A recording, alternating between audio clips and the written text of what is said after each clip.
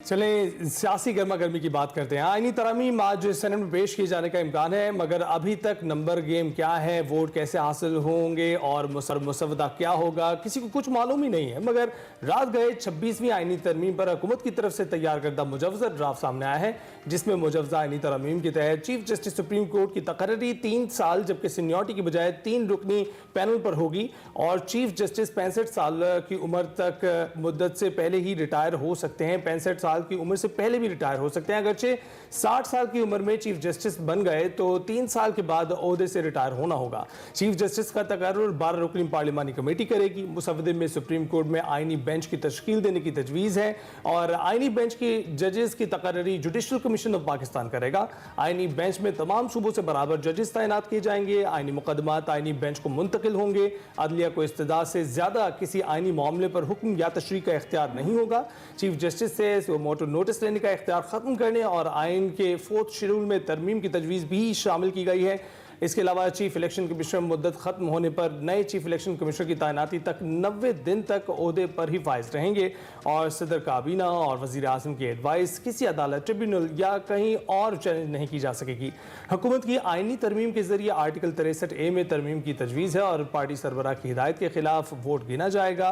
Party सरबराह इसके बाद कार्रवाई कर सकता है। ये कुछ तजावीज़ जो सामने आई हैं, मगर जब मुसवदा पेश होगा फिर क्लियर पता चलेगा कि शकूक व शुबहात जो सियासी जमातों के हैं वो दुरुस्त हैं या तजावीज़। जी हाँ, मगर इस सारी सूरत हाल में हुकूमत और अपोजिशन जमातें मौलाना को साथ में लाने में खुश हैं। गुज़िश्ता रोज़ PTI रहनुमाओं की मौलाना से मुलाकात हुई, मीडिया से फिर गुफ्तगू की। मौलाना फजल रहमान ने कहा कि हुकूमत मुज़ाकरात के साथ साथ बदमाशी कर रही है, सुबह तक सिलसिला ना रुका तो जवाब देंगे।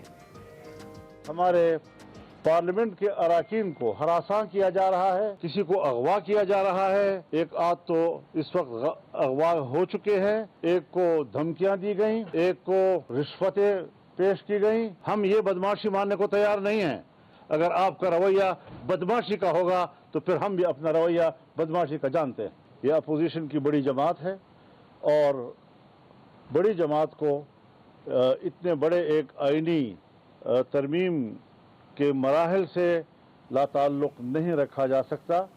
फिर चेयरमैन PTI बैरिस्टर गौहर ने कहा कि अरकान पार्लियामेंट को हिरासा किए जाने के बावजूद मुज़ाकरात किए हुकूमती रवैये पर हमें शदीद तहफ़्फ़ुज़ात। राणा साहब के सामने भी हमने ये पॉइंट उठाया कि जबकि एक तरफ हम मुज़ाकरात कर रहे हैं, बातचीत कर रहे हैं, कमेटी में बैठे हैं, आगे बढ़ने की कोशिश कर रहे हैं, लेकिन उसी के साथ साथ हमारे जो MNAs है और हमारे सेनेटर्स है, उनको अगर आप हरास कर रहे हैं तो ऐसे कानून साजी का और आईनी तरामीम का फायदा क्या है? फिर ईवान भी आपका है, जोर जबरदस्ती भी आपका है, ये लोग भी सारे आप हैं। जैसे कानून चाहते हैं आप बना लें, फिर जैसे अगर आप कहते हैं कि यही तरीका है, फिर हम उस प्रोसेस में शरीक नहीं होंगे। आपने बैरिस्टर गौहर की गुफ्तगू सुनी। उधर आईनी तरमीम की मंजूरी के लिए दरकार नंबर गेम के लिए हुकूमत एड़ी चोटी का जोर लगाने लगी है। रात गए हुकूमती इत्तेहाद मौलाना फजल रहमान को मनाने रिहाइशगाह पहुंचा और वज़ीर आज़म शहबाज शरीफ, बिलावल भुट्टो, इसहाक डार, आज़म नज़ीर तारड़ आए। ज़राए का कहना है कि वज़ीर आज़म ने मौलाना को आईनी तरमीम पर एतमाद में लिया है और इस पर बात करने के लिए हमारे साथ मौजूद है हमारे खास गेस्ट सीनियर तजज़ियाकार आमिर ज़िया साहब। आमिर साहब, कैसे हैं आप? अल्लाह के शुक्र, आप सुनाइए। अच्छा, ये बिल्कुल हम देख रहे हैं हुकूमत ने भी अब आखिरकार अपना मुसवदा सामने रख दिया है। कुछ ज़राए के मुताबिक हमें तफसीलात उसकी सामने आ रही हैं। आप इसको कैसा देख रहे हैं? दीगर मुसवदों से क्या तब्दीली इसमें देख रहे हैं और क्या चीज़ आपको ज़्यादा सॉलिड नज़र आती है इसमें? पहली बात ये कि जो सितंबर में मुसवदा पेश किया गया था, ये उससे काफी डाइल्यूट हो चुका है और खुद जो है कि कॉन्स्टिट्यूशनल बेंच का क़याम हुआ है, फिर उसमें ये है कि अपॉइंटमेंट का जो है बहुत सारी चीजें जो है तब्दील हुई हैं।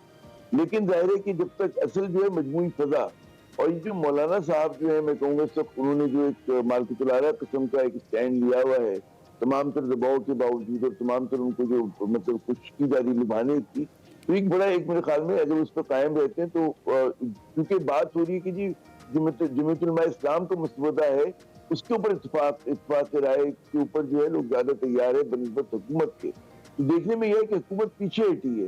हुकूमत ने जो भी अपना स्टांस दिया हुआ था कि जनाब लग ये रहा था कि काजी फाइज ईसा साहब के ही आएंगे हर सूरत के अंदर और एक सुप्रा सुप्रीम कोर्ट जो है वो कायम की जाएगी, जिससे तो पीछे हट गए।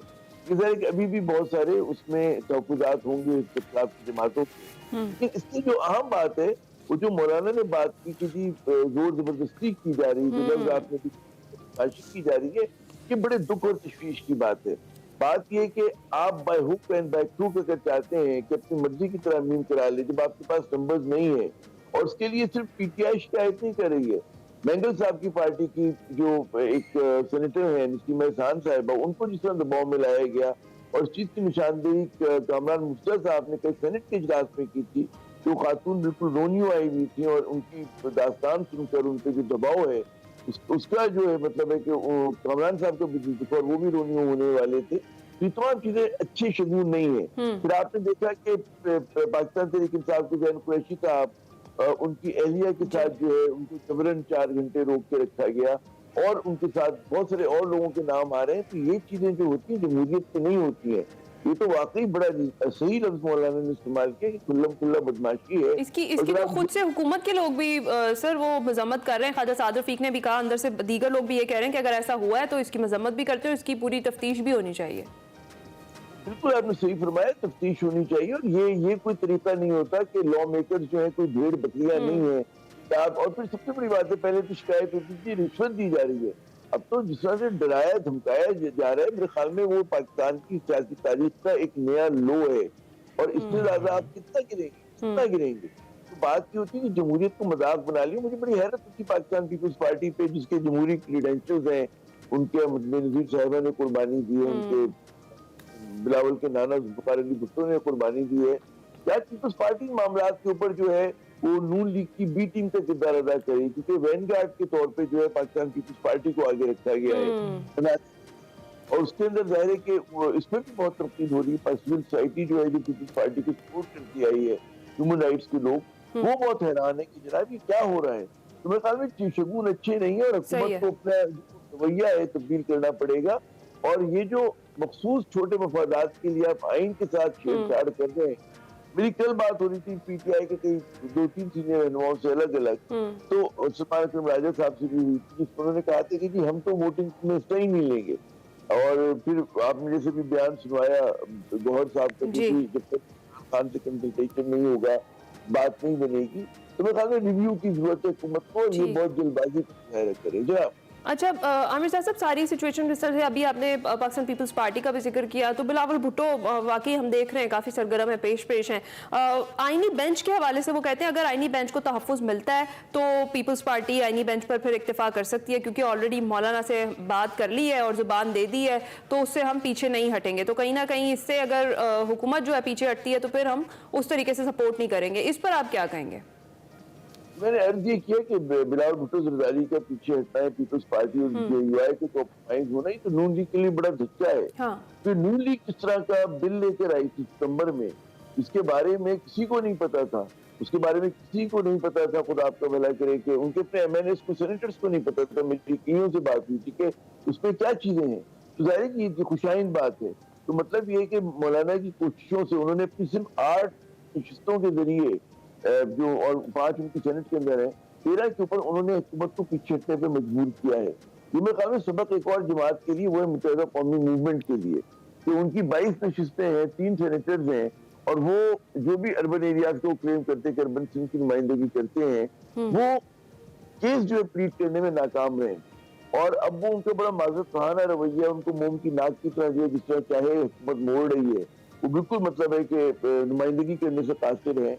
और उन्होंने कोई ऐसा इशू नहीं उठाया कि जहाँ हम कहें कि उन्होंने अर्बन सिंध का जो मुकदमा लड़ा हो, और वो बिल्कुल, लेकिन मौलाना को बरखलाफ उनकी सियासत को देखें कि जिस तरह से उन्होंने उन्होंने एक सियासतदान और जिस तरह के साथ उन्होंने अपने नंबर्स को इस्तेमाल किया है, वो एक लेसन है for political parties like MQM and others. लेकिन आप जो है बिल्कुल हुकूमत के हाथों नाच रहे। इसी तरह आप देखिए कि मैंगल साहब की पार्टी के साथ जो कुछ हो रहा है बीएनपी के साथ, और नेशनल पार्टी है, अब्दुल मालिक साहब एक अच्छे इंसान है, अच्छे सियासतदान है, लेकिन नेशनल पार्टी वो पोजीशन नहीं ले पा रही जो मैंगल की पार्टी ले पा रही है। ये भी देखने की बात है कि जो इस वक्त कॉम्प्रोमाइज कर रहा है, मैं समझता हूँ कि तारीख में रॉन्ग साइड ऑफ हिस्ट्री पे खड़ा है, कि लोगों में जिस तरह की बेचैनी है उसका इजहार के नौजवानों के एहतजाज से हो रहा है और मतलब नाराजगी से हो रहा है। इन लोगों को इदराक नहीं कि लोग कहाँ खड़े हुए हैं, और इसके जो रद्द अमल आएगा खातून बहुत सख्त हो सकता है। आमिर साहब, हम हुकूमती मुसवदे की अगर बात करें, इसके निकात को देखें, जो अदलिया के इस्लाहात पर बात हो रही है और आइनी अदालत पर बात हो रही है, आप बिलावल भुट्टो की भी अभी जिक्र किया आपने, इसके अलावा आइनी बेंच की बात हुई और अब हुकूमत एक नई तजवीज़ सामने लेकर आ रही है। क्या पॉसिबिलिटी आपको ज़्यादा लगती है, इनमें से किस चीज़ पर अमल दरामद होना ज़्यादा मुमकिन है? अभी बहुत गिव एंड टेक होगा।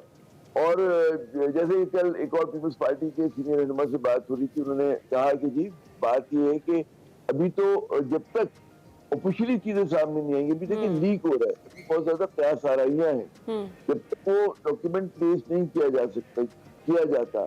आज फिर उस मीटिंग का जो खुसूसी पार्लिमानी कमेटी उसका इजलास है, अब 2-3 रोज से वो बेनतीजा खत्म हो रहा है। तो अभी मैं नहीं समझता कि ये जो आपने फरमाया बताई है क्लॉजेज नए उसकी मसवदे की, उसमें भी बहुत तब्दीलियां होनी है। हमें नहीं पता कि आखिरी मसवदा जब आता है तो किस किस्म का होता है, कब आता है, क्योंकि जो इस वक्त रवैया है लोगों का, आप सोचिए जिन पार्लियामेंटेरियंस के घर वालों को तंग किया गया है, जिन पार्लियामेंटेरियंस को धमकियां दी गई हैं, उनके साथ बुरा सलूक किया गया है, वो क्या सोच रहे होंगे, वो किस तरह से आके जो है वोट डाल देंगे। तो एक और बड़ा सवाल है कि ये जो पीटीआई का है, और अब से नहीं काफी अर्से से कह रहे हैं कि जी खुद हुकूमत के कई जो है अरकान हुकूमती बेंचेस के वो इस चीज पे नाला है। तो मेरे ख्याल में अभी कहते हैं many slips between the cup and the lip. Exactly. अच्छा आमिर साहब, मखसूस नशिस्तों के हवाले से भी आज इलेक्शन कमीशन ने फैसला सुनाना है, तो अगर फैसला जो स्पीकर है सादिक साहब हैं उनके खत पर दे दिया जाता है और हुकूमत को मिल जाती है मखसूस नशिस्तें, तो फिर सूरत हाल क्या बनेगी, कैसे देख रहे हैं? देखिए, दोनों सूरतों में ज्यादा प्यास यही है कि इलेक्शन कमीशन का बड़ा मुतनाज़ा रोल रहा है, और इलेक्शन कमीशन का रोल मुतनाज़ा ना होता तो मखसूस नशिस्तों का मसला ही पैदा नहीं होना था और ये मामला सुप्रीम कोर्ट में जाता ही नहीं। तो पहला जो ओरिजिनल सिन है वो तो इलेक्शन कमीशन ऑफ पाकिस्तान का है। अब आप अनडिजर्विंग लोगों को अगर वो नशिस्तें दे देते हैं तो पाकिस्तान की सियासत में मजीद टेढ़ापन आएगा। आप हो सकता है कि चीजें, हो सकता है कि आप अभी पाते हो, लेकिन इसकी वजह से जो उसका रद्द-ए-अमल होगा और हमारे इदारों पर जो लोगों का दम इत्मीनान होगा, पार्लियामेंट के ऊपर लोगों में बड़ा गुस्सा है, लोग जो है इसके ऊपर एहतजाज करेंगे महंगाई के मारे में। उसमें से आप जो है आप हर चीज में एक बेईमानी कर रहे हैं, हर चीज में आप जो है लोगों को मतलब है कि कानून में तरमीम कर रहे हैं, कानून पे अमल नहीं कर रहे हैं, कोई सुप्रीम कोर्ट के फैसले पे अमल नहीं कर रहे। तो ये मेरे ख्याल में ये अच्छा नहीं होगा इस मुल्क के लिए। तो आमिर साहब, अगर ऐसा होता है तो फिर पूरा मंजरनामा ही अक्सर तब्दील हो जाएगा, क्योंकि फिर तो मौलाना की जरूरत भी नहीं रहेगी, हुकूमत को रास्ता बिल्कुल साफ हो जाएगा। मैं ये अर्ज कर रहा हूँ कि बेशक मौलाना की जरूरत ना रहे, मगर मेरा सवाल ये है कि केपी की जो बड़ी सियासी रिप्रेजेंटेशन है, पीटीआई है, वो नाराज है आपसे, वो इस पे आपके साथ शामिल नहीं होगी, मौलाना भी शामिल नहीं होते। फिर आप देखिए कि केपी में टीटीपी का चैलेंज है, केपी में जो है पीटीएम का चैलेंज है, तो आपने पश्तून बेल्ट को अनईजी किया हुआ है। अब पाकिस्तानी हुकूमत क्या सोच रहे हैं, फॉल्ट लाइन में बढ़ रही है। बलूचिस्तान में आप देखिए कि लोग नाखुश हैं, आपने बीएनपी को नाराज किया हुआ है, आपने एक सूडो किस्म की हुकूमत वहां पे लाके बिठाई हुई जिसको लोग तस्लीम नहीं करते हैं। उसमें बलूच जैसी काउंसिल अपनी जगह पर है, कमेटी अपनी जगह पे एहतजाज करेंगे, पीएलए है, तो एक मुश्किल हाल है। पंजाब में आप देख रहे हैं कि सिमरिंग है, पंजाब सुलग रहा है, पंजाब में उसके आपको निशानियां नजर आ रही की बड़ी पाबंदियां हैं, इसकी मैं बात नहीं कर सकता उन चीजों। आमिर साहब, बहुत शुक्रिया तमाम चीज़ों पर बात करने के लिए। हमने देखा कि आइनी मुसव्वदा की जानिब से भी पेश कर दिया गया है। अब देखना यह है कि हुकूमत के किन नकात पर इत्तफाक होता है, किससे इख्तलाफ होता है, आगे चलकर ही पता चलेगा। अभी लेंगे एक ब्रेक।